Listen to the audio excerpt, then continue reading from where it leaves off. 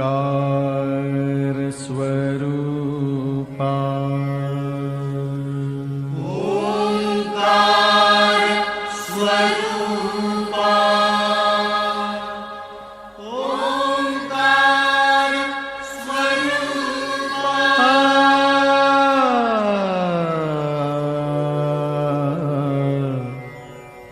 तुझ नमो तुझ नमो तुझ नमो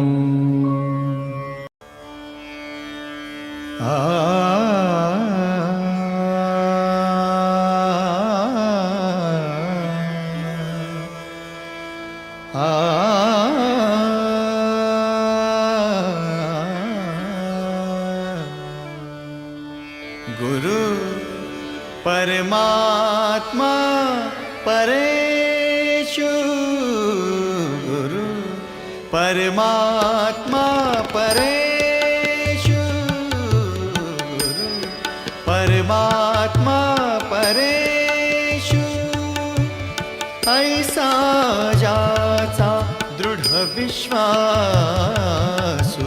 ऐसा ज्याचा दृढ विश्वासु गुरु परमात्मा परेषु गुरु परमात्मा परेषु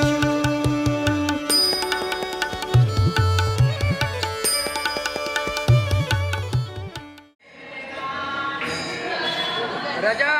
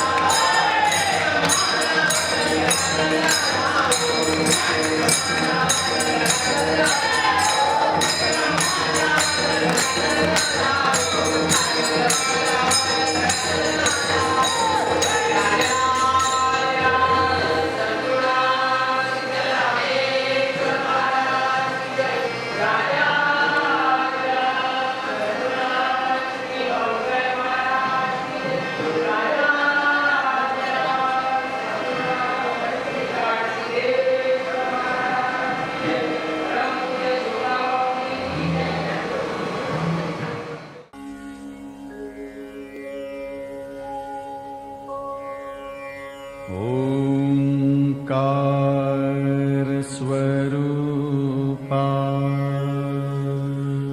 ओंकार स्वरूपा ओंकार स्वरूपा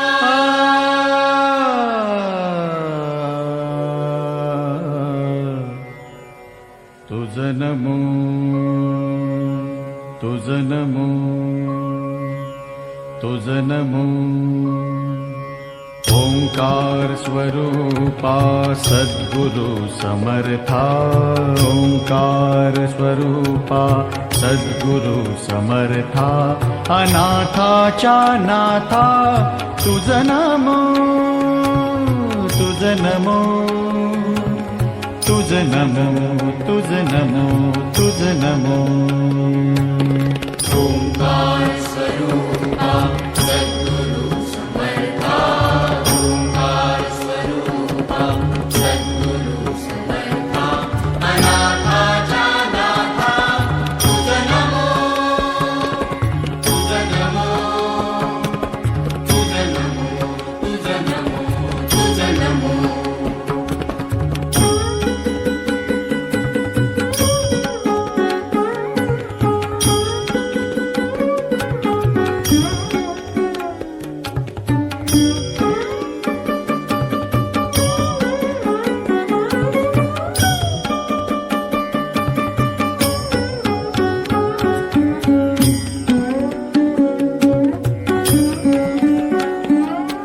नमो माय बापा गुरु कृपाधना तोडिया बंधना माया मोहा मोहजाळ माझे कोण निरशील तुझ वीण दयाळा सद्गुरुराया तुझ नमो तुझ नमो तुझ नमो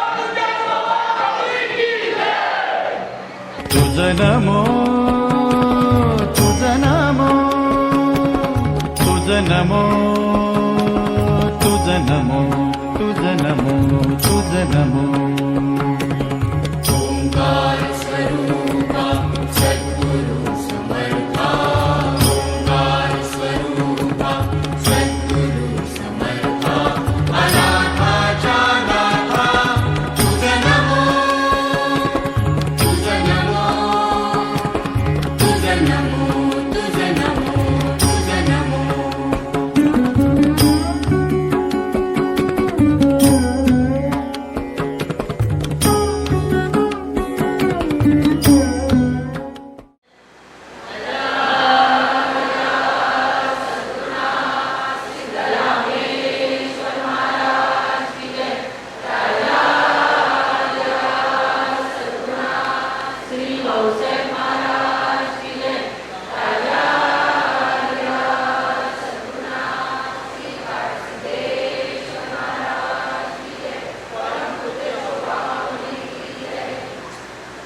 अगा विश्वैकधामा तुझा प्रसाद चंद्रमा करो मज पौर्णिमा स्फूर्तीची जी. प्रवचनकार अरविंद पाटील तुम्हाला सगळ्यांना परिचित आहेत. त्यांनी एक नवीन पुस्तक लिहिलेलं आहे. ज्या पुस्तकाचं नाव आहे श्री अमरकोश. आत्तापर्यंत त्यांनी भरपूर पुस्तकं लिहिली, सगळी स्वामींवर लिहिली. आणि स्वामींनी त्यांना आज्ञा केली होती, जेव्हा त्यांची कंपनी बंद झाली तेव्हा स्वामींनी त्यांना आज्ञा केली होती की तुम्ही आता प्रवचन करायला सुरुवात करा. नंतर प्रवचनं सुरू झाल्यावर परत दुसरी आज्ञा दिली की जे काही बोलतात ते पुस्तकातून लिहायला सुरुवात करा. आणि त्यांनी आत्तापर्यंत भरपूर पुस्तकं लिहिली आहेत, तुमच्यापुढे आलेली आहेत. आणि दुसरं सांगायचं म्हणजे त्या पाटील काकांचं एवढं आश्चर्य आहे की ती सगळी पुस्तकं फ्री देतात.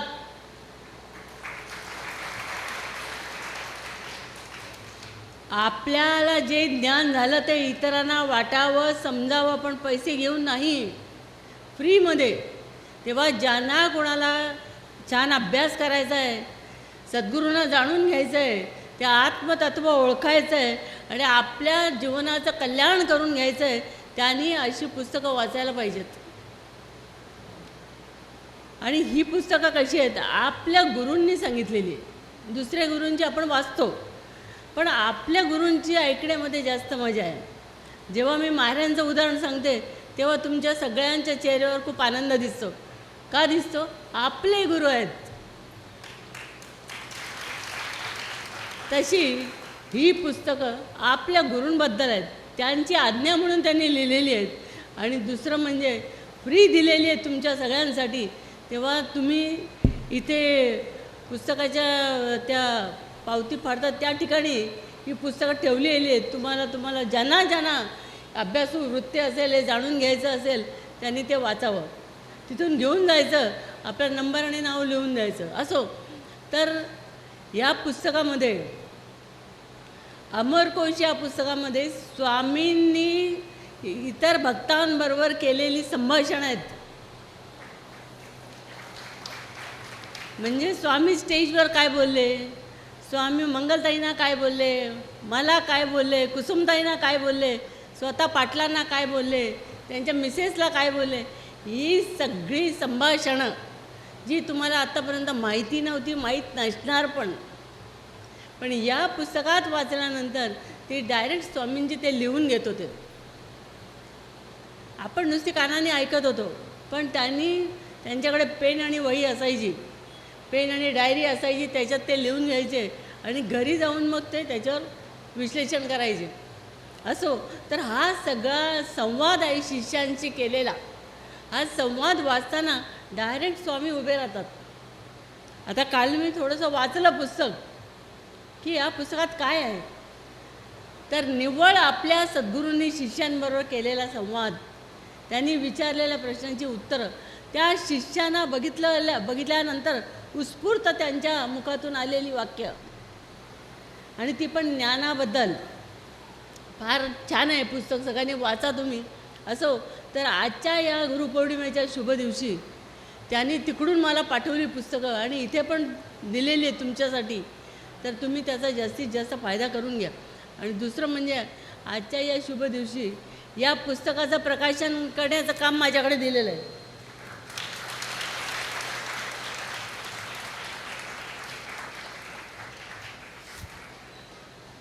आता ते स्वतः दिल्लीला राहत असल्यामुळे ते इतक्या लांब येऊ शकत नाहीत, पण त्यांना इकडे तुमच्यासाठी पाठवायला खूप आनंद वाटतो इतक्या लांब.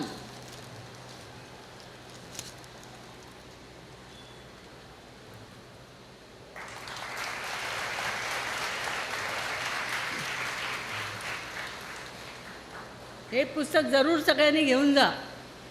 आणि पुस्तक खूप मोठे, म्हणजे भरपूर संवाद आहे स्वामींचे शिष्यांबरोबरचे. स्वामी काय बोललेले आहेत शिष्यांना, आणि त्या बोलण्यातून त्यांचं कसं ज्ञान ते सांगत होते शॉर्टमध्ये एकदम. थोडक्यात सांगायचं म्हणजे आत्महान म्हणजे आत्मा, की तो सगळ्यात महान आहे, जगात श्रेष्ठ आहे. आणि त्याला जाणल्यानंतर आपणही महान होतो. बघा आपले गुरूंनी त्याला जाणलं, त्याची कृपा संपादन केली, गुरूंची कृपा संपादन केली, आणि काय झालं, विश्वंभर झाले. देव पहावयासी गेलो तेथे देवचे होऊन ठेलो. म्हणून अशा संतांची आपण सगळ्यांनी वाचली पाहिजे संवाद. आणि ते ऐकताना वाचताना खरंच खूप मजा वाटते की किती ईश्वराशी त्यांचं अनुसंधान सतत आहे. आपलं काय होतं, आपण ज्या वेळेला सत्संगात असतो तेव्हा आपलं अनुसंधान जोडलं जातं, पण एरवीसुद्धा आपल्याला हे जोडता आलं पाहिजे. लक्षात घ्या, आपल्या ज्या वेळेला आपण आजारी असतो, ज्या वेळेला आपण दुःखी असतो, ज्या वेळेला आपण एकटे असतो, अशा वेळी आपल्याला हे अनुसंधान कसं जोडायचं ही कला गुरु आपल्याला शिकवतात आणि ती आपण त्यांची वाचलेली ऐकलेली आहे. असो तर हे पुस्तक ज्यांना ज्यांना पाहिजे त्यांनी घेऊन जायचं इथून. ज्या दिवसाची आपण सगळे तुम्ही आम्ही वाट बघत होतो तो दिवस म्हणजे गुरुपौर्णिमा. सगळ्यात मोठा आपला आवडता उत्सव.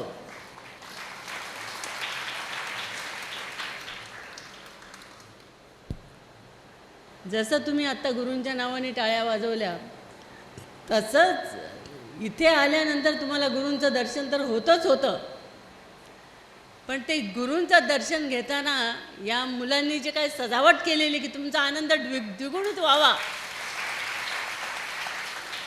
तुमचा आनंद डबल व्हावा, यासाठी या मुलांनी जे काय इथे डेकोरेशन केलेलं आहे, सकाळी 5ला जाऊन फुलं आणून त्यांनी त्यांच्या काय ऑफिसमधलं काय काय आणून ते तिथे सगळे सजावट केलेली आहे. याच्याबद्दल टाळ्या घ्या सगळ्यांनी.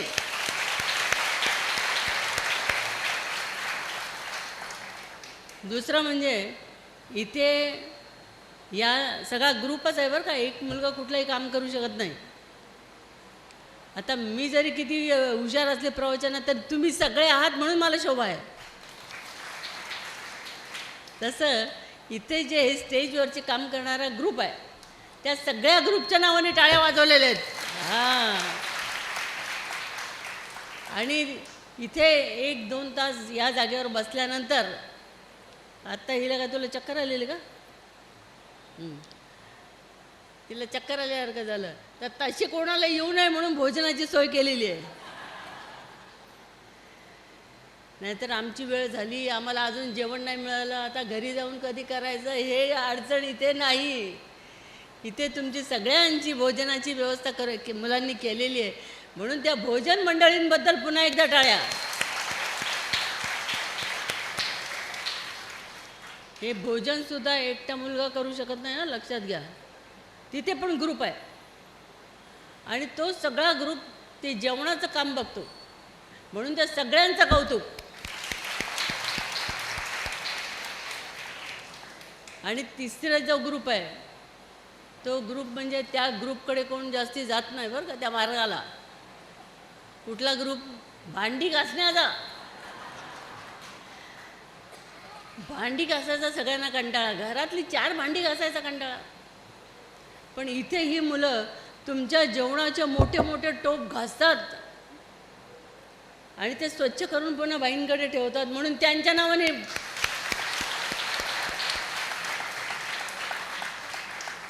आणि बाकीची जी मुलं आहेत ती बाकीची मुलं सगळं झाल्यानंतर पुन्हा सामान तिथे नेऊन ठेवायचं, तिथून आणायचं, तुम्हाला उपलब्ध करून द्यायचं, सतरंज्या घालायच्या, सगळी कामं करतात, म्हणून सगळ्यांच्या नावाने.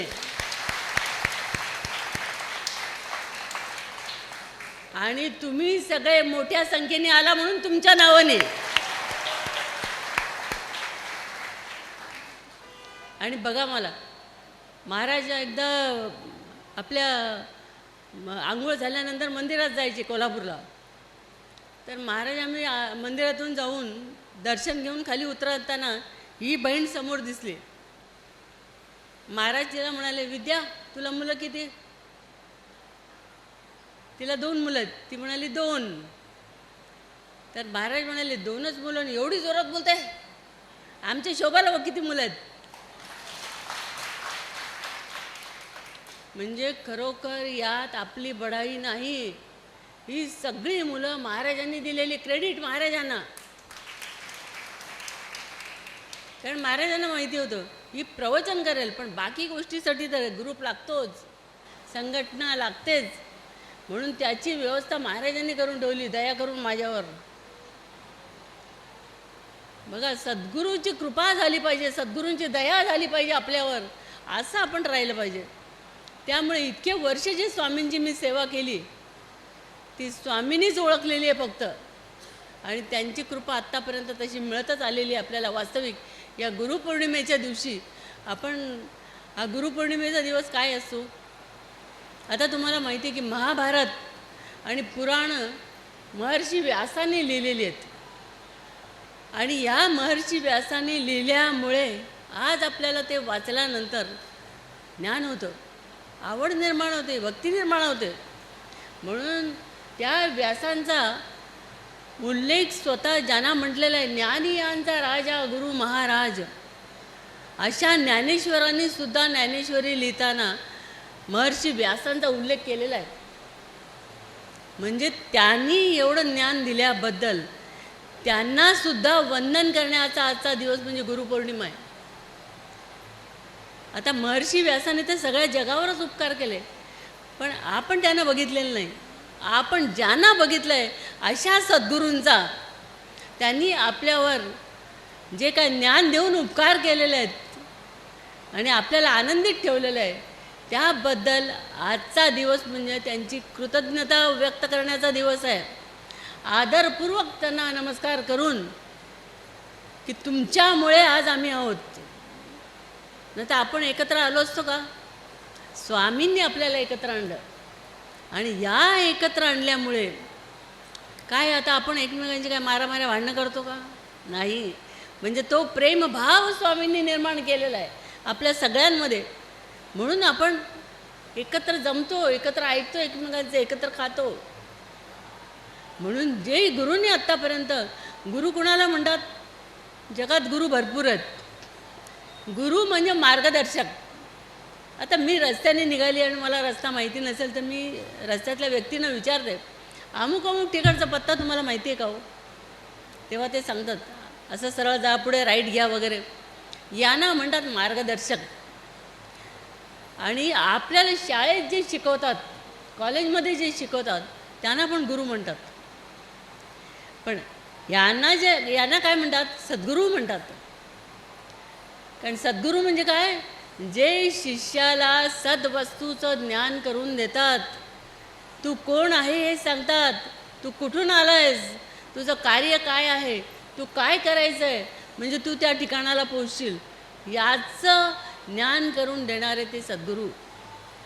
म्हणून आपण जर बघितलं तर आपल्या भारत देशामध्ये, स्पेशली महाराष्ट्रामध्ये, गुरु शिष्यांच्या जोड्या खूप प्रसिद्ध आहेत. कारण गुरु शब्दाचाच अर्थ असा आहे सद्गुरूचा की गु म्हणजे अज्ञान अंधकार आणि रू म्हणजे प्रकाश. अज्ञानाकडून प्रकाशाकडे जे आपल्याला नेतात, अंधाराकडून प्रकाशाकडे जे नेतात, त्यांना म्हणतात सद्गुरू. म्हणजे सद्गुरू म्हणजे गुरुपौर्णिमा म्हणजे काय? प्रकाश. पौर्णिमेच्या दिवशी पूर्ण चंद्र असतो ना, प्रकाश जास्त असतो रोजच्यापेक्षा. म्हणजे गुरु म्हणजे काय? प्रकाश. म्हणजे आपल्याला तो प्रकाश ते दाखवतात आणि त्या प्रकाशाची ओळख करून देतात. म्हणून गुरु श्रेष्ठ आहेत. तर हे जे आत्तापर्यंत मोठे मोठे संत झालेले आहेत, त्यांना जे ज्ञान झालेलं आहे ते कुणामुळे झालं आहे? त्यांच्या गुरूंच्या कृपेमुळे झालेलं आहे. त्यांना योग्य गुरु भेटले, ज्ञानी गुरु भेटले आणि त्यामुळे काय झालेलं आहे? त्यांना ते ज्ञान मिळालं आहे. म्हणजे अशा जर आपण जोड्या बघितल्या तर एकनाथ महाराज जनार्दन स्वामी, संत तुकाई गोंदवलेकर महाराज, भाऊसाहेब महाराज, सिद्धरामेश्वर महाराज, सिद्धरामेश्वर महाराज, काडसिद्धेश्वर महाराज,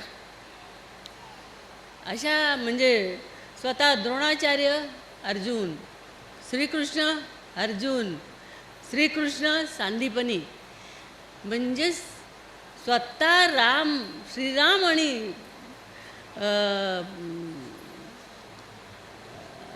स्वतः श्रीराम आणि श्रीकृष्ण जरी असले मोठे देव आपण मानतो, पण त्यांना सुद्धा गुरु करावे लागले. विश्वामित्रांना त्यांनी गुरु केलं. विश्वामित्रांनी त्यांचं सिलेक्शन केलं श्रीरामांचं. आणि श्रीकृष्णांचे गुरु सांदीपनी, त्यांनी सुद्धा त्यांच्या गुरूंची सेवा केलेली आहे आणि गुरूंनी प्रसन्न करून घेतलेलं आहे गुरूंना. असो तर या ठिकाणी अशा अनेक जोड्या आपल्याला संत शिष्यांच्या बघायला मिळतात. तर पौर्णिमेचा मी तुम्हाला अर्थ सांगितला. आता गुरूंचे आपल्यावर खरे आहेत. अहो ज्ञान दिलं आपल्याला ना, तर आपण रडत बसलो असतो आत्तापर्यंत. किती निर्भय केलेलं आहे तुम्हाला, आम्हाला किती प्रेम केलेलं आहे त्यांनी आपल्यावर. तुम्हाला आठवतं की नाही त्यांचं प्रेम? येईल त्याच्याशी प्रेमाने बोलायचे, येईल त्याला हातात असेल ते द्यायचे, येईल त्याच्यावर कृपेची नजर टाकायची. त्यांची नजरसुद्धा महत्त्वाची आहे की खूप लोक धडपडायचे, त्यांची दृष्टी आपल्यावर पडायला पाहिजे. स्वतः ते पेपर वाचत बसलेले असायचे आणि या भक्तांची लाईन लागलेली असायची आमच्या रूममध्ये. तर एक एक दोन दोन आपल्या भगिनी परत डबल यायच्या. म्हणलं, ताई तुम्ही मगाशी घेऊन गेला ना दर्शन, आता परत का आलात? अहो म्हणाले, स्वामींनी कुठे बघितलं आमच्याकडे. काही भक्त म्हणायचे मला बरं नाही आहे, पण त्याने अंगावर हात फिरवा असं माझी इच्छा होती की मला आजार जाईल माझा.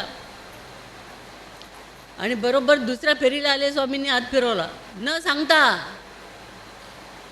म्हणजे त्याच्यासाठी सुद्धा धडपडणारे लोक आहेत. कारण गुरु शिष्याला काय करतात? प्रसादातून कृपा करतात, नजरेतून कृपा करतात, स्पर्शातून कृपा करतात आणि ज्ञान देऊन कृपा करतात. या 4 प्रकारे गुरु शिष्यावर कृपा करतात. म्हणून त्यांचे जर आपल्याला उपकार आठवले तर आपल्या मुखातून आपोआप येतं काय? गुरुर् ब्रह्मा गुरुर्विष्णू गुरुर्देव महेश्वरा गुरु साक्षात परब्रह्म तस्मै श्री गुरुवे नमः. म्हणजे ब्रह्मा विष्णू महेश जरी श्रेष्ठ संत असले, गुरु असले, तरीसुद्धा त्याहीपेक्षा श्रेष्ठ सद्गुरू आहेत. हो, गुरु साक्षात परब्रह्म म्हटलं आहे, त्यांच्यापुढे कोण मोठं नाही, कोणीच मोठं नाही, साक्षात परब्रह्म. आता आम्ही म्हणतो ब्रह्म ब्रह्म ब्रह्म, पण नुसतं ब्रह्म ब्रह्म म्हणून आम्हाला समजेल का? भ्रम होईल ब्रह्म ब्रह्म करत. पण गुरु आपल्याला ते ब्रह्म प्रकाशात आणून देतात. त्या ब्रह्माशी कसं एकरूप व्हायचं, त्याची कृपा कशी संपादन करायची याची किल्ली देतात. आणि ती किल्ली दिल्यावर मग शिष्य त्याप्रमाणे अभ्यास करू लागतो. म्हणून गुरूंचं मुख्य कार्य ते आहे की शिष्याला ज्ञान देणं. आणि हे ज्ञान दिल्यानंतर गुरु आपल्याला काय सांगतात? गुरूंशिवाय जीवन आपलं अपूर्ण आहे, लक्षात ठेवा. कारण काय समर्थांनी म्हटलं आहे, सद्गुरू विण सच्शिष्य तो वाया जाय निशेष. जर सद्गुरू नसतील आणि शिष्य नसेल, शिष्य आहे सद्गुरू नाही, सद्गुरू आहे शिष्य नाही. सद्गुरूंना शिष्यांची गरज नाही आहे, ते आपोआप येतात तिथे. जसं गुळ ठेवल्यानंतर मुंगी आपोआप येतात, आमंत्रण द्यावं लागतं का? तसे पूर्णतेला पोचलेले संत असतात, ते झाडाखाली बसले तरी लोक त्यांना भेटायला येतात, दर्शनाला येतात, आपोआप सगळं मिळत जातं त्यांना. पण जे असे शिष्य आहेत ज्यांना गुरु भेटलेले नाहीत अजून, त्यांनी जर गुरु केले नाही तर गुरु त्यांची यात्रा अपूर्ण राहून जाते. म्हणून इथे म्हटलेलं आहे समर्थांनी, सद्गुरू विण सच्शिष्य तो वाया जाय निशेष. सद्गुरू भेटले पाहिजे आणि सद्गुरूंनी नुसतं भेटून उपयोग नाही आहे, त्यांच्याकडचं ज्ञान आपल्याला मिळालं पाहिजे. आणि ज्ञान मिळणं म्हणजे काय नुसतं ऐकलं म्हणजे झालं नाही, सेवा करून ते हस्तगत केलं पाहिजे. एक अट आहे त्याच्यासाठी, तुम्हाला जर हे ज्ञान पाहिजे असेल, सेवा केली पाहिजे. श्री गुरूंच्या ठाई ठेवी तू विश्वास, दासांचा तू दास होई त्यांचा. दास होऊन त्यांची सेवा करायला पाहिजे. तुम्ही 1 दिवस 2 दिवस केला सेवा, कंटाळता तुम्ही. पण आम्ही आज 46 वर्ष स्वामींच्या सेवेत आहोत. फार अभिमान वाटतो आम्हाला की या बाकीच्या भानगडींपासून आम्ही वाचलो आणि स्वामींच्या सहवासात स्वामींनी आत्तापर्यंत ठेवलेलं आहे. ज्या अर्थी स्वामींनी जिवंत ठेवलं, त्या अर्थी स्वामींची कृपा आपल्यावर आहेच आहे असं समजायचं. कारण खरी कृपा कुठली आहे? त्या पैसे मिळणं, 4 घरं मिळणं, 4 गाड्या मिळणं, का दागिने मिळणं? हे धडपडतात दागिन्यासाठी. याला कृपा म्हणतात का? कृपा म्हणजे जिवंत ठेवलं हीच कृपा आहे. नाही तर बाकीचं घेऊन काय चाटायचं आहे आपल्याला? जिवंत ठेवलेलं आपल्याला, नुसतं जिवंत ठेवलं नाही, हे कार्य आपल्याकडून करून घेत आहेत. आपली सेवा त्यांना आवडते, नाहीतर ते सेवेतून केव्हाच बात करतील आपल्याला. असो तर यासाठी गुरूंचा सहवास आपल्याला प्रत्येकाला मिळाला पाहिजे. आणि त्यासाठी गुरूंची मुख्य, जर तुम्ही गुरुगीता वाचली, मी गुरुगीतेबद्दल तुम्हाला सांगेन एक दिवस प्रवचन की गुरु किती श्रेष्ठ आहेत आपल्या जगात. आणि म्हणून स्वतः मुक्ताबाईंनी म्हटलं आहे, वो नर कच्चा बे कच्चा जो नहीं गुरु का बच्चा. जो गुरुचा बच्चा नाही तो कसा राहून जातो? कच्चा. आणि वो नर सच्चा बे सच्चा जो है गुरु का बच्चा. तो नर सच्चा आहे, जो गुरुचा बच्चा आहे. मग त्याला घाबरायची काही गरज आहे का? आता याला घाबरायची गरज आहे का? आईजवळ बसलाय, आजीजवळ बसलाय, घाबरायची गरज आहे?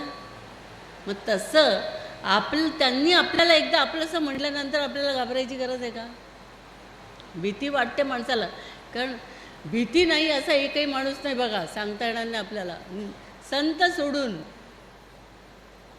संत या जगात फक्त निर्भय आहेत. काहीही झालं तरी, मान होऊ दे, अपमान होऊ दे, लाभ होऊ दे, हानी होऊ दे, त्याचं त्यांना काही नाही. कारण त्यांना माहिती आहे देणारा वेगळा आहे. जरी हानी झाली तरी काळजी करत नाहीत, परत मिळेल आपल्याला, याची त्यांना पूर्ण खात्री आहे. म्हणून गुरु काय करतात? कसली काळजी करत नाहीत, आहे त्या स्थितीत आनंदी राहतात.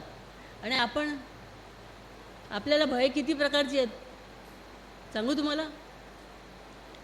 आजारपणाचं भय, मृत्यूचं भय, इन्कम टॅक्सचं भय, मित्रापासून भय, नातेवाईकांपासून भय, आपल्या माणसांपासून भय, शेजारपाजारच्यांपासून भय, सगळ्या प्रकारची भय. म्हणून एक गाणं आहे छान, भय इथले संपत नाही, मग तुझी आठवण येते. इतक्या प्रकारची भय आहेत, सुटता सुटत नाही. एक सुटलं तर दुसरं चिटकतं. म्हणून त्यांनी गाणं छान लिहिलं ते, भय इथले संपत नाही. इथलं भय संपत नाही, पण भय जर आपल्याला संपवायचं असेल तर आपल्याला गुरु काय म्हणतात? जिथे दोन आहेत तिथे भय आहे.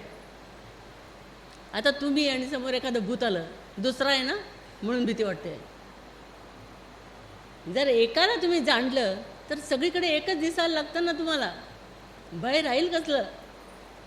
एकाला जाणायला सांगतात, मग सगळी भय गळून पडतात. म्हणून आपल्याला संत काय सांगतात? निर्भयवादी. आणि निर्भय कशामुळे होता येणार? ज्ञानाने. ज्ञानाने निर्भय होता येतं. गुरु काय करतात? तुम्हाला ज्ञान देऊन निर्भय करतात, सगळी भीती घालवून टाकतात. आधी सगळ्यांना मृत्यूचं भय वाटतं, पण संत मरण महाराज म्हणायचे नाहीच. बघा म्हणजे संतांचं आणि आपलं किती फरक आहे. म्हणून संत काय करतात? येणाऱ्या प्रत्येक शिष्याला निर्भय करतात. म्हणून आपल्याकडे किती गोष्टी असू दे, विद्वत्ता असू दे, पैसा असू दे, घरं असू दे, गाड्या असू दे, आणि काही असू दे, जोपर्यंत आपल्याला संत भेटत नाही तोपर्यंत आपली यात्रा अपूर्ण राहते. कसं तुम्हाला मी नेहमी सांगते बघा, शून्य, किती शून्य असली त्याला काय किंमत आहे? 1 शून्य, 5 शून्य, 10 शून्य, काय किंमत आहे? काही किंमत नाही. पण शून्याच्या शेजारी एक आकडा लागला रे लागला की त्याला लगेच किंमत येते त्या शून्याला. एक आकडा लागला की 10, 2 शून्य, 100, 3 शून्य, 1000. जशी शून्य वाढतील तसं त्याची किंमत वाढत जाते. का तर एक आकडा लागला शेजारी.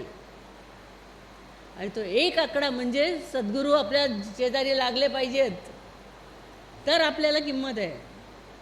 आज आपण एकमेकांबरोबर छान वागतो, राहतो, कशामुळे? सद्गुरूंमध्ये त्यांचा आपल्या शून्याची शेजारी एक आकडा लावून ठेवलेला आहे त्यांनी. म्हणजे हा एक, म्हणून संत सांगायचे महाराज, एक जाने तो सब जाने, एक नाही जाने तो कुछ भी नाही जाने. त्या एकाला जोपर्यंत जाणत नाही तोपर्यंत काही उपयोग नाही. गुरुगीतेमध्ये स्पष्ट म्हटलं आहे की स्नान, संध्या, जप, होम, हे सगळं जोपर्यंत गुरु भेटत नाही तोपर्यंत, पण गुरु भेटल्यानंतर हे सोडायला पाहिजे. मग या सगळ्या ज्या साधनांनी आपल्याला ज्ञान होतं का? जे गुरु आपल्याला तोंडाने सांगतात, सद्गुरू मुखापासून आपल्याला लगेच ज्ञान होतं. पण हेही सगळे किती जरी आपण केलं आणि गुरु भेटले नाही तर आत्मज्ञान विना पार्थ सर्व कर्म निरर्थकम. मी नाही सांगत, गीतेत सांगितले असं. निरर्थक होऊन जातात सगळी. म्हणून महाराज सांगायचे, मणिय नेणसी दिनवू कळियलू बेडा, कणिय पूजिसी दिनवू कळियलू बेडा, क्षणवादरू निजदनेन साकू, क्षण दोळगीन अर्धवादरू निजदनेन साकू. म्हणजे मणी ओढण्यात वेळ घालवू नको, दगड पूजण्यामध्ये वेळ घालवू नको. मग काय कर? एक क्षण निज तत्वाचं स्मरण कर. एक क्षण नाही जमला, अर्धा क्षण कर. अर्धवादरू निजदनेने साकू. मी कोण आहे अर्धा क्षण कर बस त्याची बरोबरी हजारो वर्ष तपश्चर्या केल्याप्रमाणे. म्हणून संबंध गुरुगीता जर तुम्ही वाचली तर त्याच्यात फक्त गुरूंचं सांगितलेलं आहे की गुरु किती महत्त्वाचे आहेत. आणि गुरु भेटले म्हणूनच आपण आज सगळेजण कसे दिसतो, आनंदी दिसतो त्यांच्या सहवासात. इथून बाहेर पडलं की काळजी लागते ना तुम्हाला, लागते की नाही? तुम्हाला काय, मला पण लागते. उद्या काय करायचं. आणि इथे आत्ता आठवते का त्यांच्या सहवासात आहोत म्हणून. म्हणून संत काय करतात, आपल्या सहवासात येणाऱ्या प्रत्येक, तुम्ही मॅग्नेट बघितलं, मॅग्नेट, त्या मॅग्नेटजवळ लोखंड नेलं की लगेच चिटकून जातं, पण लांब केलं की बाजूला जातं. तसं सद्गुरू कसे आहेत, मॅग्नेटप्रमाणे आहेत. त्यांच्या जवळ आलं की चिटकून जातो आपण, सोडायला बघत नाही त्यांना. म्हणून महाराजांच्याकडे येणारा प्रत्येकजण महाराजांशी बोलला, त्यांचं ऐकलं की चिटकूनच जायचं कायमचा. म्हणून गोंदवलेकर महाराजसुद्धा सांगतात, स्वतः भगवान श्रीकृष्ण सांगतात की मला तू चिटकून राहा. चिटकून म्हणजे असं चिटकून बसायचं का? चिटकून म्हणजे आतून मला एकट्याला शरण जा, मला एकाला ओळख. आणि असा चिटकून द्या. म्हणजे त्यांनी हे दिलं मुंगळ्याचं उदाहरण. मुंगळा जसा चिटकतो, ओढला तर तुटून जातो पण निघत नाही, तसं तू मला अर्जुना चिटकून राहा. असं चिकटल्यावर काय भीती राहील तुम्हाला? राहील? काहीच राहणार नाही. आपण त्याला चिटकलं पाहिजे, देवाला. आणि तुम्ही काय समजता, अरे एखादी आपली इच्छा पूर्ण झाली नाही, काहीतरी झालं म्हणजे हां त्यांनी असं करतं, मला काय मिळालं काय जाऊन तिथे. अरे मिळणार काय असं लगेच आहे का? तुम्ही आता 10वीची परीक्षा एकदम 10वीत जाऊन बसता का? नाही. मॉन्टेसरी, मग सिनियर KG, ज्युनियर KG हे करत करत करत 10वीला जाता. आणि इथे मात्र लगेच तुम्हाला फळ मिळायला पाहिजे. मिळेल? सतत सहवासात यायला पाहिजे. शाळेत मास्तर शिकवायला बसलेत पण वर्षभर शाळेत गेलेत तरच काम होईल, नाही तर नाही. पण मास्तरांना एक वेळ दया येणार नाही, पण यांना दया येते ना लगेच. कारण एका वर्गामध्ये एक मुलगा कमीत कमी 3 वर्ष नापास झाला एकाच वर्गात. आता 3 वर्ष नापास झाल्यामुळे आता हा 4थीत 5वीत नापास झाला समजा. आता 5वीमध्ये हा छोटासा होता, आणखी 3 वर्ष नापास झाल्यामुळे हा काय झाला, आणखी 3 वर्षांनी मोठा झाला. वर्ग तोच. पण 3 वर्ष नापास झाल्यामुळे मास्तर काय म्हणाले एकमेकांना, अहो म्हणाले आपली जी आता 5वीतली मुलं आहेत त्यांच्यामध्ये हा मोठा दिसतो आणि हा सगळ्यांची भांडणं काढत राहतो, कळा काढत राहतो. मग आता काय करायचं? वरच्या वर्गात ढकला, जाऊ दे, वरच्या वर्गात जाऊ दे एकदाचा. म्हणजे काय, आपल्या मुलं तरी सेफ राहतील हो, मुलांना तरी वाईट करणार नाही तो. म्हणून मास्तरांनी काय शोधून काढलं, चला 3235 करून ढक्कलला. तसा आपण इथे येऊन जरी नाही अभ्यास केला, महिन्यातून एकदा आलो तरी महाराज आपल्याला हे करतात, आपलं वाईट करतात. त्या मुलासारखं ढकलून देतात पुढच्या वर्गात, चला जाऊ दे पुढच्या वर्गात. 5वीतून डायरेक्ट 7वीत. म्हणून ही बहीण आमची म्हणते, अहो तुम्ही भरपूर सेवा केली आहे महाराजांची, तुम्ही कृपेला पात्र आहे, पण आम्ही संसार करून महाराजांना आठवतो, महाराज आम्हाला 30च्या 35 करून टाकतात. म्हणजे नापास करत नाहीत, परीक्षेत पास करतात, इतकी गॅरंटी आहे. कारण गीतेत म्हटलं आहे, न मे भक्ता प्रणश्यती, माझ्या भक्ताचा कदापि नाश होऊ देणार नाही मी. मग तुम्ही काळजी कसली करता हो? आणि जर एखादी गोष्ट आपल्याला मिळणार नसेल तर मिळणारच नाही, किती ओरडा तुम्ही. मग अशा स्थितीत काय केलं पाहिजे? आपण शांत राहिलं पाहिजे. त्याला जास्त काळजी, त्यांनी निर्माण केलं ना, मग त्याला काळजी नाही. आता या मुलाची काळजी यांना कशी आहे? आम्ही सुद्धा तसंच राहिलं पाहिजे, तर आमची काळजी केली जाईल. जी गोष्ट आपल्याला मनातून वाटते ती गोष्ट 1000 करतात गुरु. रोजचे आपल्याला अनुभव येतात, तुम्हाला सगळ्यांना येतात, पण त्याच्यात आपल्याला जास्त इंटरेस्ट देऊन आपण पुढे पुढे सरकलं पाहिजे ना. महाराज काय म्हणायचे, मोहरी एवढा निश्चय करा, बस जास्ती नाही, मोहरी एवढा. तुम्हाला सांगत नाही 2-2, 3-3 तास ध्यानाला बसा म्हणून.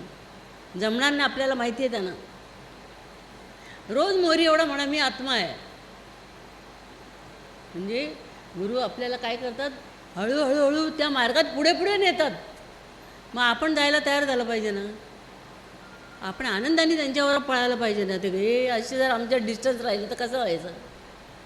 त्यांच्या बरोबरीने पळायला पाहिजे आम्हाला, तर कृपा होईल आमची. नाही तर ते चाललेत पुढे.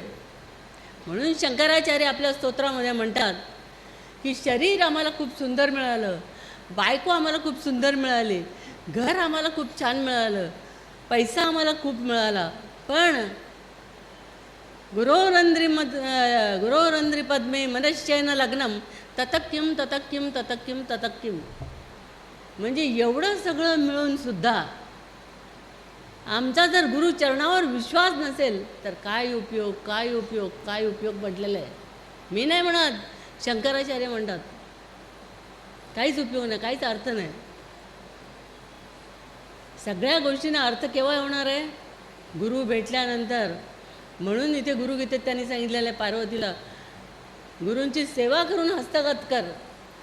आणि पार्वतीने जो प्रश्न विचारलेला आहे भगवान सदाशिवांना, जो तुम्ही आम्ही विचारत नाही, हा आत्मा ब्रह्ममय कसा होईल हे मला सांगा. तेव्हा पहिली सुरुवातच गुरुगीतेची अशी आहे की ज्ञान हे गुरुशिवाय कदापि होणार नाही. हे पार्वती देवी तू लक्षात ठेव, तुला गुरूंकडे जावंच लागेल. ज्ञानासाठी तुला गुरु करावेच लागतील. आणि मग ते गुरूंची सगळी महती सांगतात की गुरु कसे आहेत. जिथे गुरु राहतात ती काशी, काशी क्षेत्रम तन्निवासो जान्हवी चरणोदकम. त्यांच्या पायाचं तीर्थ म्हणजे गंगा आहे, गंगा. जान्हवी चरणोदकम. गुरु विश्वेश्वरा हा साक्षात, गुरु साक्षात विश्वेश्वर आहेत. तारकम ब्रह्म निश्चितम. आणि तुम्हाला सगळ्यांना तारणारे निश्चित ब्रह्म आहेत. याविषयी संदेह धरूच नका. कसे होतील ते तर आमच्यासारखे, आमच्यासारखं खातात, आमच्यासारखे दिसतात, आमच्यासारखे गाडीत बसतात, आमच्यासारखे झोपतात. त्यांना का गुरु म्हणायचं. सामान्य लोक असेच तपासत असतात गुरूंना, त्यांना गुरु का म्हणायचं. पण शास्त्राने म्हटलंय की गुरूंवर टीका करणारे, गुरूंवर टीका करणारे, गुरूंना नावं ठेवणारे, जोपर्यंत चंद्र सूर्य आहेत यावश चंद्र दिवाकरो, जोपर्यंत आहेत तोपर्यंत त्यांचं पतन होईल आणि तोपर्यंत ते नरकात जाऊन पडतील, असं गुरुगीतेमध्ये म्हटलेलं आहे. मी नाही सांगत. ज्यांना कोणाला इंटरेस्ट असेल जरूर गुरुगीता वाचा. मला या नितीनने आणून दिले गुरुगीता पुस्तक, मी रोज वाचते संस्कृतमधून. आणि पुन्हा आपल्याला उजाळा होतो आणि पुन्हा आपल्याला आनंद वाटतो. गुरूंचा सहवास स्वामींच्या समोर वाचायचं. त्यांनी सांगितलं स्वतः भगवान शंकरांनी की हे देवी, आपलं शरीर कसं आहे. तू जरी दिसायला सुंदर असलीस तरी आपलं शरीर काय आहे, कशाने बनलेलं आहे. रक्त, मांस, हाडं, मलमूत्र, नंतर पेशी, या सगळ्यांनी दुर्गंधीयुक्त बनलेलं आहे. आपली 9च्या 9 इंद्रिय खराब आहेत. म्हणून त्यांनी सांगितलं त्याच्यात अडकू नको. त्याच्या आत चालवणारा कोण आहे देहाला, त्याला शोध, त्याची कृपा संपादन कर. ते गुरूंकडून विचारून घे. म्हणून आपल्या आत कोण राहतो, तो आत्मा आहे, लक्षात ठेवा. तो आत्म्याची खरी कृपा आहे आपल्यावर आणि गुरुकृपा आहे आपल्यावर. ही 2 कृपा असल्यावर तुम्हाला काळजी करायची गरज नाही. म्हणून जर आपण वाचलं, बघा तुम्ही, आत्म्याची जर कृपा असेल, गुरूंची कृपा असेल. स्वतः रतन टाटा, त्यांना काय कमी होतं का. पैसे यथेच्छ पैसा होता त्यांच्याकडे, काय करायचं आता. एवढा पैसा असून सुद्धा ते शेवटी अर्धा तास सुद्धा आपले श्वास घेऊ शकले नाहीत, खरेदी करू शकले नाहीत. कुठलीही गोष्ट खरेदी करायची ताकद त्यांच्यामध्ये होती, पण ते खरेदी करू शकले नाहीत. याचा अर्थ ते हातात नाही. आपल्या हातात आहे का तुमचा श्वास. आजार पण हातात आहे का. मग काय हातात आहे तुमच्या. अरे गुरूंकडे येणं तरी तुमच्या हातात आहे ना. संतांकडे जर तुम्ही 10 पावलांनी आला तर संत तुम्हाला येतील 90 पावलांनी घ्यायला, पण तुम्ही घरात बसला तर कसं होईल? म्हणून ज्यांनी ज्यांनी गुरु केलेले त्यांनी गुरुंना सोडायचं नाही, बाकीच्या गोष्टीच्या पाठी लागायचं नाही. गुरु साक्षात परब्रह्म म्हणतात. आणि जेव्हा आपण गुरूंकडे त्यांचे शिष्य झालो, त्याने जेव्हा आपलं बोट पकडलेलं आहे तेव्हा सगळी काळजी ते आपली करतात. एक गरिबाची मुलगी तलावावर भांडी घासत होती, एकदम गरीब शेतकऱ्याची. शेती करून शेतीत कामं करून त्यांना पैसे मिळायचे, त्याच्यात ते आपले गुजरण करायचे. तेव्हा त्या मुलीला एक मामलेदारांनी बघितलं आणि मामलेदार तिकडून जात असताना त्यांनी गाडीतून त्या मुलीला बघितलं भांडी घासताना. ती जरा चांगली होती तुरी. तिला बघितल्यावर त्याला ती आवडली आणि त्यांनी जवळ येऊन तिला विचारलं, तू कोणाची मुलगी? तिने सांगितलं अमुक अमुक शेतकऱ्याची. तर म्हणाले, तुझ्या वडिलांना बोलो, माझ्याकडे पाठवून दे, मी मामलेदार आहे या जिल्ह्याचा. तेव्हा ती म्हणाली, काय काम आहे पण त्यांच्याशी? नाही, तू वडिलांना पाठवून दे. आणि तिने वडिलांना जाऊन सांगितलं, मामलेदार साहेबांनी तुम्हाला बोलवलं आहे कचेरीत. तर वडील घाबरले, म्हणाले, मी तर काही केलेलं नाही, मला का बोलवलं तिकडे? ते घाबरले आणि त्यांनी दुसऱ्या दिवशी सांगितल्याप्रमाणे कचेरीत गेले. जेव्हा मामलेदाराकडे उभे राहिले त्यांनी सांगितलं, तुम्ही मला बोलवलं होतं काल, त्या मुलीने माझ्या निरोप सांगितला मला. तेव्हा ते म्हणाले, हो, तुझी मुलगी तिच्याशी मला लग्न करायचं आहे. अरे तुम्ही काय मजा करताय की काय? तुम्ही गाडीतून फिरणारी माणसं, आम्ही झोपडीत राहणारे, आमच्याकडे साधी बैलगाडी नाही, सायकल नाही, आणि तुम्ही त्या माझ्या मुलीशी लग्न करणं म्हणजे काय मजा करताय का माझी गरिबाची? ते म्हणाले, नाही, मला खरंच तिच्याशी लग्न करायचं आहे. त्यांना आनंद झाला. ते हो म्हणाले. मुलीचं लग्न झालं. मुलगी आता कोण झाली? मामलेदारीण. परीक्षा पास केली होती का? मामलेदाराने अभ्यास केला, परीक्षा पास केली, आणि मुलगी नुसतं लग्न झाल्यावर कोण झाली? मामलेदारीण. बघा, दुसऱ्या दिवशी भांडी घासायला जाईल, तलावावर भांडी घासायला जाईल का? जसं गुरूंनी आपल्याला एकदा जवळ घेतलेलं आहे, आपण भांडी घासायला जाऊ परत?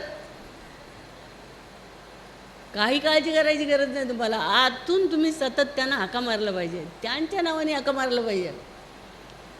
म्हणून गुरुगीता जर तुम्ही संपूर्ण वाचली तर त्याच्यात त्यांनी पार्वती मातेला सांगितलेलं आहे की हे जे ज्ञान मी तुला दिलं, हे ज्ञान तू दुसऱ्या कोणाला सांगू नको. का सांगू नको? योग्यतेचा पाहिजे माणूस. योग्यतेचा नसेल तर त्याला खरं वाटेल सांगितलेलं? वाटेल जरा? आता मी तुम्हाला काय महाराजांच्या काय काय गोष्टी सांगितल्या तुम्हाला खऱ्या वाटतील? योग्यता पाहिजे ऐकणाऱ्याची, तो तेवढ्या तयारीचा पाहिजे, तर त्यांनाच ते ज्ञान सांग म्हणून सांगितलं आहे, नाहीतर वाया जाईल ते ज्ञान. म्हणून इथे शंकरांनी प्रत्यक्ष तिला सांगितलेलं आहे. कारण संत कसे असतात? ईश्वर, प्रत्यक्ष जो ईश्वर आहे या जगाचा निर्माता, तो महापुरुषांना आपलं ज्ञान देतो.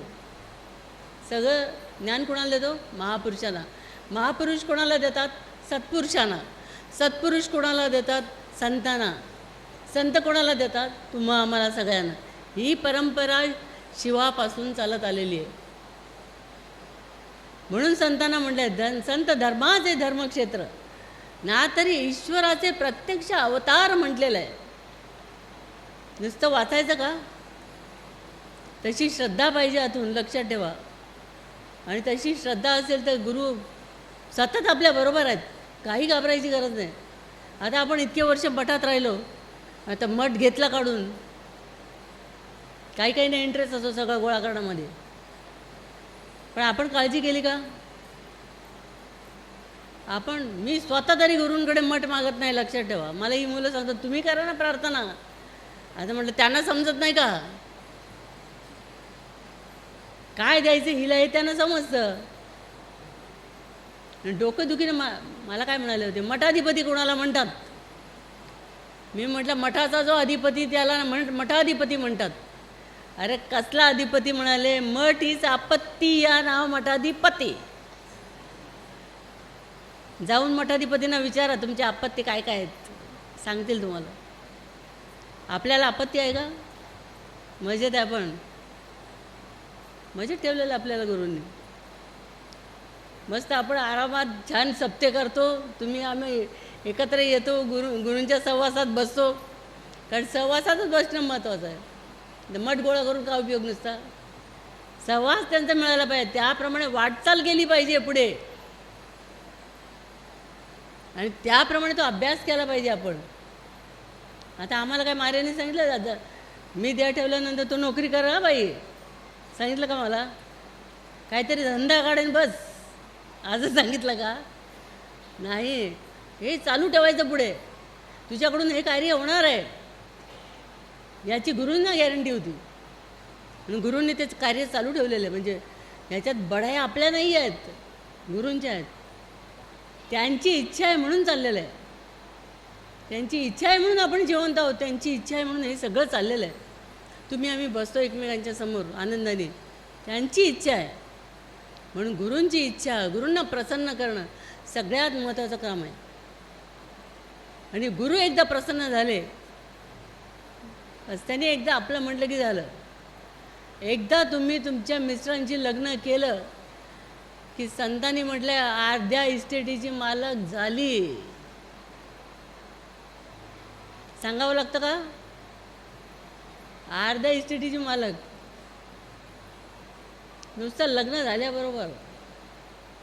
तसं त्यांनी आपल्याला जवळ केल्यानंतर मी त्यांना एक दिवस म्हटलं, बाप्पा म्हटलं तुमच्याकडे कोण मठाधिपती, कोण सेक्रेटरी, कोण विश्वस्त, आणि कोण काय कारभारी. म्हटलं आपल्याला काय पद नाही, आपण भक्त म्हणून तुमची सेवा करतो. मला म्हणाले तुझ्याकडे कार्य कुठलं पोस्ट कशी म्हणतेस तू? अरे बिन पगारी फुल अधिकारी. तुझा पगार नाही तुला, पण अधिकारी फुल. अधिकारी फुल म्हणजे काय? अध्यात्मातले अधिकार तुला देतो, बाकीचे अधिकार काय करते?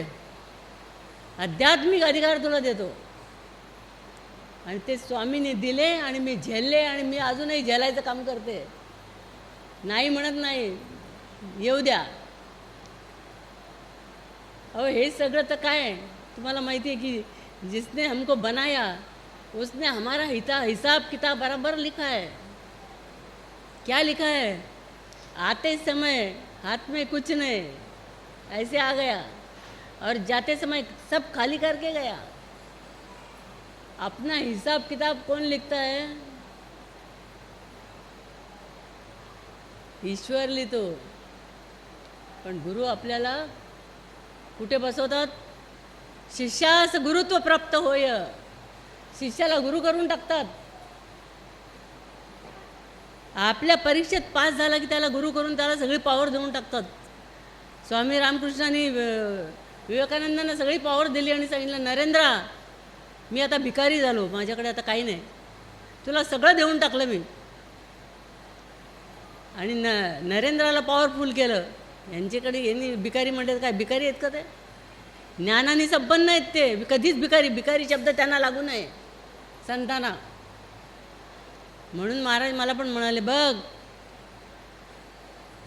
एक माझं वाक्य लक्षात ठेव बाई, म्हणाले तू कोणाशी आपली तुलना करायची नाही की त्याच्याकडे इतके पैसे आहेत, माझ्याकडे हे, त्याच्याकडे हे, माझ्याकडे एवढंच आहे, असं म्हणायचं नाही. दोघांकडे 1,000 रुपये आहेत. कोण श्रीमंत? दोघंही श्रीमंत. याच्याकडे पण 1,000, याच्याकडे पण 1,000, दोघंही श्रीमंत आहेत. तर आपल्याला कमी लेखायचं नाही. तुला मी तेवढंच ठेवलेलं आहे, तेवढंच तयार केलं आहे. ज्ञान दोघांनाही सारखं आहे. त्यामुळे आपल्याला, मी तुम्हाला सांगते, स्वामीने मला सांगितलं, मी तुम्हाला सांगते, कमी लेखायचं नाही आपल्याला. परमार्थी तो राज्यधारी, परमार्थ नाही तो भिकारी म्हटलेला आहे. समर्थांनी म्हटलेलं आहे परमार्थी तो श्रेष्ठ. त्याला जगात कुठेही राहू शकतो, कुठेही स्थान मिळेल त्याला, कारण तो परमार्थी आहे.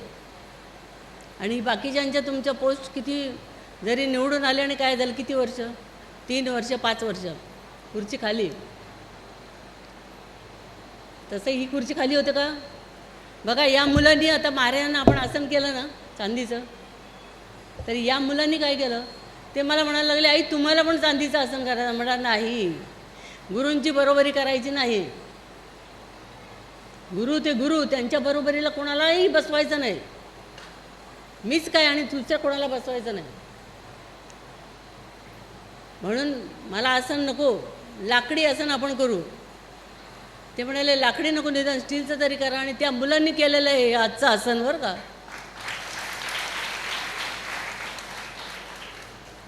आणि ते उलट आसनावर बसायला मला तर घाबरायला झालं पहिलं आधी.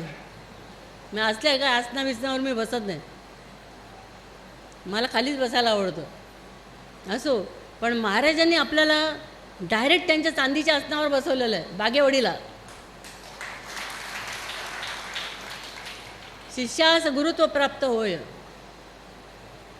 आणि जेव्हा मला महाराजांनी म्हणाले बस आणि इथे बसून प्रवचन कर, म्हटलं बापा तुम्ही कुठे बसणार, मी बसतो तू बस.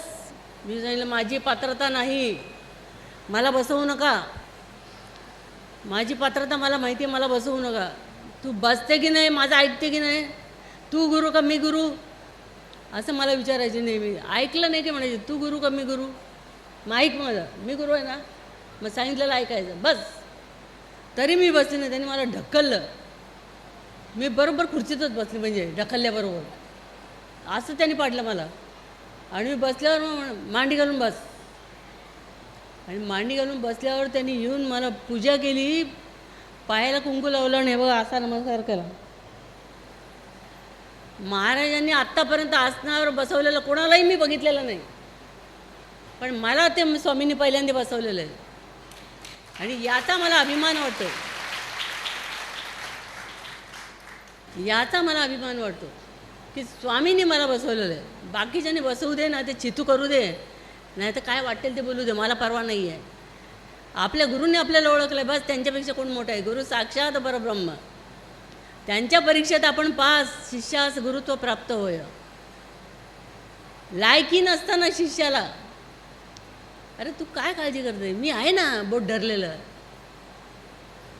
बघा किती काळजी करतात गुरु. आणि गुरु शेवटी कुठे नेऊन बसवतात शिष्याला, तुम्हाला कळणार नाही. आता या मुलांचं सांगते तुम्हाला, मला तर इथे आणून बसवलं, पण या मुलांना एकदम कमी पगार होते प्रत्येकाला. तरीसुद्धा ही मुलं स्वामींनी दिलेली असल्यामुळे आत्तापर्यंत सगळी सेवेत आहेत. आणि सेवेत असल्यामुळे या मुलांचे फटाफट पगार वाढतात. हो, मला सांगतात आई 50,000 झाला, 25चा 50, 50वाला म्हणतो 75 झाला, आणि 75 म्हणतो 1,00,000 क्रॉस. अरे म्हटलं वा रे वा, तुम्ही कुठे वशिला लावला रे. म्हणाले आई आमचा वशिला महाराजांच्याकडे आणि तुमच्याकडे. ही मुलं दिसतात तुम्हाला 1,00,000 क्रॉस करून पुढे गेलेले आहेत, तेवढे तर मलाही नाही मिळत. पण मला नाही मिळालं तरी मी घाबरत नाही. बघा त्यांना, यांना प्रमोशन मिळालं की मला आणून देतात बिन काही करता. हे माझं भाग्य आहे. बिन नोकरी करता, ऑफिसला न जाता यांना प्रमोशन, आपलं पण प्रमोशन, कारण स्वामींनी दिलेली आहेत. आपल्या खाण्यापासून पिण्यापासून सगळी काळजी करतात. मग कशाला काळजी करायची. मी एवढं तुम्हाला का सांगते ओरडून आज, की तुम्ही सुद्धा तसं राहा, निशंक निर्भय राहा. आणि मग तुम्ही म्हणू शकता सद्गुरू सारिका असता पाठीराखा, इतरांचा लेखा कोण करू. सद्गुरूंसारखा पाठीराखा असल्यानंतर बाकीची काही काळजी करायची गरजच नाही, सगळी काळजी करतात तुमची. म्हणून आपल्याला एकच म्हणायचं आहे आत्ता,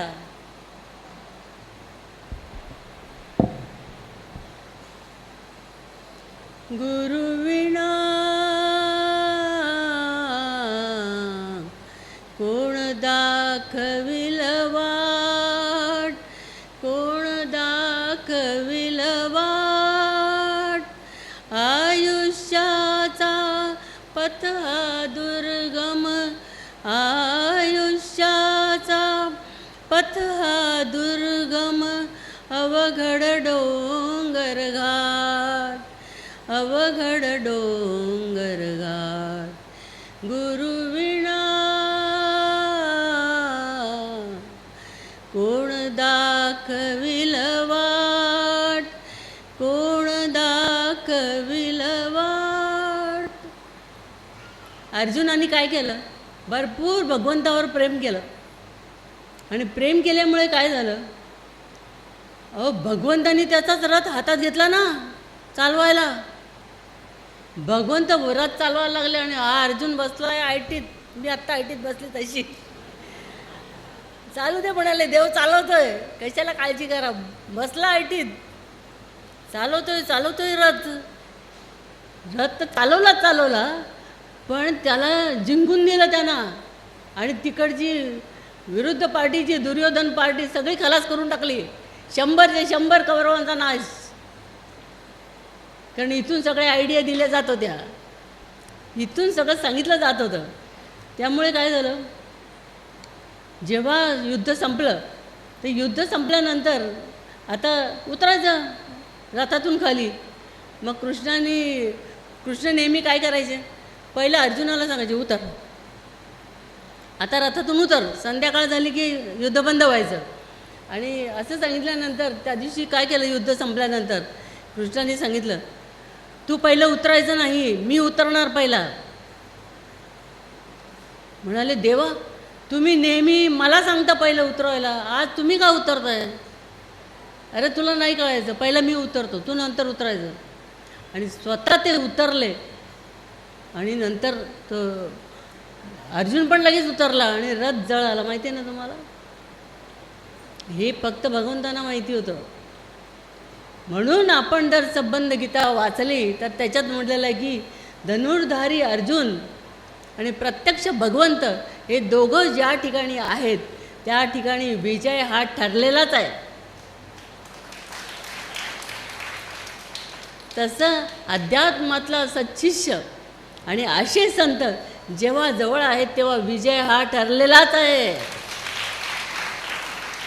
त्याच्यासाठी पाठी लागायची गरज नाही. आपला हा चालता बोलता रथ गुरूंच्या ताब्यात देऊन टाकायचा आणि गुरूंना सांगायचं, हा का तुम्ही रथ, आम्ही बसतो आरामात. मग गुरु सांभाळतील तुम्हाला, आजारी पडले तरी सांभाळतील. आता मला नाही काढलं बाहेर, आपण रथ हातात देऊन टाकायचा. माझा रथ, माझं शरीर, माझं घर, माझी बायको म्हटलं की फजिती. महाराजांचा आवडता शब्द फजिती. बाई फजिती. एक महाराजाकडे शिष्य आला आणि त्याची पहिली बायको वारलेली होती. तो महाराजांना म्हणाला, माझी पहिली मिसेस वारली आहे, लग्न करू का? करा. लग्न कशासाठी? मुलं लहान आहेत, बरं करा. दुसरं केलं, ती दुसरी पळून गेली. ह्याची 2-3 मुलं म्हटल्यावर ती पळून गेली. मग तिसरं लग्न करायला विचारायला आला महाराजांना, आता लग्न करू? मी म्हटलं तोच माणूस आणि तिसऱ्यांदा विचारलं लग्न करू? महाराज म्हणाला, हा करा. असं करा महाराज, करा. मी तिथेच उभी होती. तो गेला निघून नमस्कार करून. त्याला आता काय तिसऱ्यांदा आज्ञा मिळाली, तो खुश झाला, गेला निघून. मी महाराजांना म्हटलं, संसारामध्ये जर एवढी कटकट आणि झंझट आहे, त्याला तुम्ही का लग्न करायला परवानगी दिली? तर महाराज म्हणाले, होऊ द्या ना फजिती आणखी, जरा फजिती होऊ द्या आणखी. त्याला समजत नाही तर मी काय करू? म्हणजे आज्ञा कशासाठी दिली, अर्थ काय निघाला? तसं गुरुनं जास्त समजतं आपलं. म्हणून आपला हा चालता बोलता रथ त्यांच्या हातात द्यायचा आणि त्यांच्यावर सोपवून सगळं निश्चिंत. तुमच्या हातात काय आहे का? बोट का वरती करा. तुम्हाला प्रत्येकाला किती आयुष्य बोटवरती करा. मला माहिती नाही म्हणून मी तुम्हाला विचारते. माहिती आहे? नाही? तारीख माहिती आहे? लग्नाची नाही, मृत्यूची तारीख माहिती आहे का? नाही ना? मग काय म्हणता माझ्या हातात आहे म्हणून? सगळं त्याच्या हातात आहे, लक्षात ठेवा. इथे काही तुमच्या हातात नाही. आणि तुम्ही जर बाकीच्या लोकांचा मला आधार आहे, मी मोठा आहे, माझं घराणं मोठं आहे, माझी घरातली चांगली मोठी आहेत. अरे तुकाराम महाराजांना विचारा, ते सांगतात मित्र आले गोत्र आले तेही स्मशानावरून परत आले, टाकून गेले मजे एकले असी. आणि तुम्ही बडाय मारताय माझे हे माझे ते माझे ते. मला विचारलं आहे का बाईंनी? म्हणाले महाराजांनी देह ठेवलं, तुम्ही आता कुठे राहणार? म्हटलं तुमच्या घरी. आता 46 वर्ष महाराजांची आम्ही सेवा केल्यानंतर ते सोय करणार नाहीत आमची? पण तुम्ही रोज ऐकताना हे असं विचारता. तर म्हणाले मग जेवण तुमचं? म्हटलं तुमच्या घरी. तुम्ही वाढणार नाही मला? नाही वाढू ना, आले तर वाढू. अरे काय विचारता वेड्यासारखं? गुरु सोय करणार नाही, तुम्ही तुमच्या मुलांची सोय करता ना? करता की नाही? खायला काढून ठेवता, दर महिन्याला पैसे काढून ठेवता, मुलांची सोय. म्हणून मुलं बिंदास्त आहेत, आईवडील आहेत ना आपले. तसं आपल्याला सुद्धा वाटलं पाहिजे की गुरु आहेत ना, त्यांच्याशिवाय आपल्याला कोणी नाही. लक्षात ठेव, तेच खरे आपले आप्त आहेत, तेच आपले खरे फ्रेंड आहेत. छोटा मुलगा सांगतो ना मग काही डान्स करणारा, गॉड इज आवर फ्रेंड. म्हटलं वा रे वा, असं उत्तर ते मोठी माणसं पण देत नाहीत. God is our friend. अरे म्हटलं बाकीचे फ्रेंड काय? म्हटलं ते नॉमिनल आहेत, काम चलाऊ,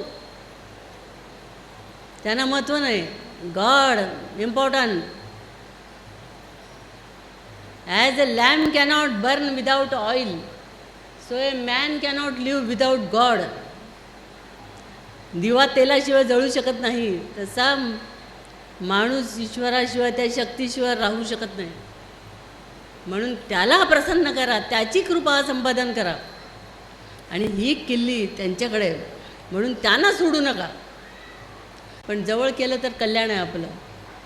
म्हणून सगळ्यांना महाराज तुम्हाला आम्हाला सगळ्यांना भरपूर उदंड आयुष्य आणि आमची श्रद्धा वाढवू देत, आणि आमच्या हातून अनेक गुरुपौर्णिमा साजऱ्या करून घेऊ देत, हीच त्या चरणी प्रार्थना.